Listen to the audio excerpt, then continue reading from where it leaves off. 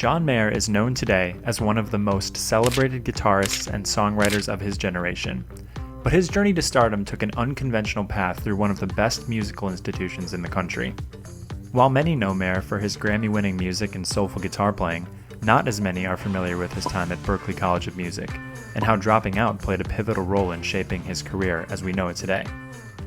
This is the story of John Mayer's brief yet transformative experience at Berklee, and how it led him to realize his true calling.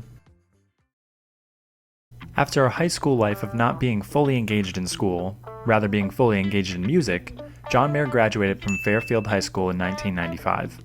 He originally wanted to skip college altogether, but his parents, being educators, dissuaded him from doing so he decided to go to music school.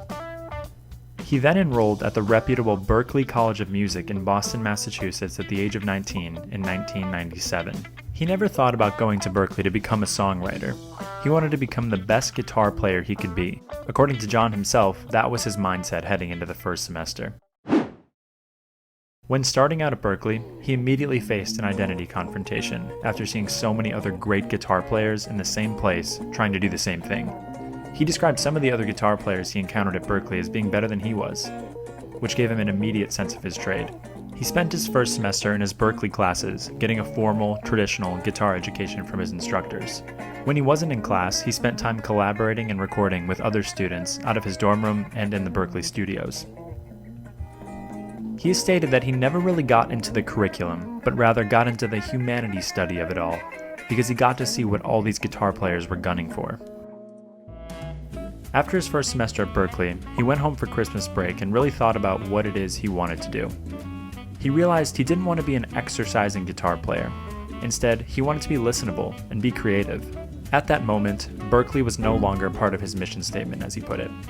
After Christmas break, returning for his second semester at Berklee, he began ditching class to write songs.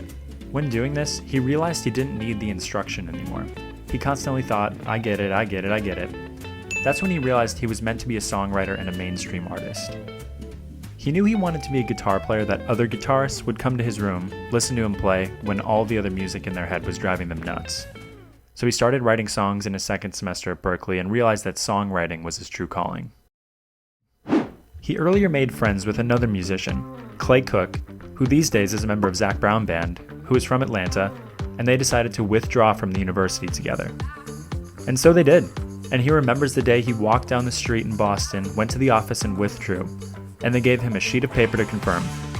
He recalls walking back down the street holding the paper thinking, what have I done? Around the same time, he recounts that he walked down the street and bumped into one of his Berklee guitar instructors, and they said, I don't see you in class anymore.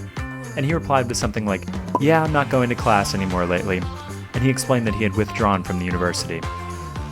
He describes this encounter that ensured him the possibility that he would end up okay, as the instructor replied, well man, you're a phenomenal player. If you ever need to come back, I'll change your grade, but go get it done. And of course, as we know now, that is exactly what happened.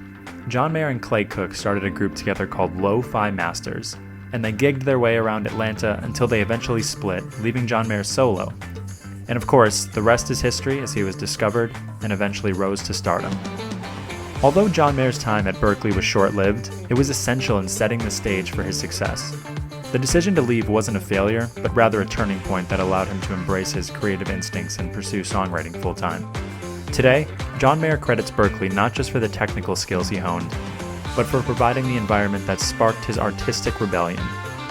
His gratitude for the school endures as he's returned multiple times to give back to students who, like him, are finding their way.